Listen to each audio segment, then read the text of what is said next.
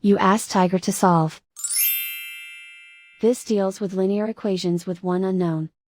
The final result is y equals 32/3. Let's solve it step by step. Simplify the expression. Simplify the arithmetic. Group all constants on the right side of the equation. Add 64 to both sides. Simplify the arithmetic.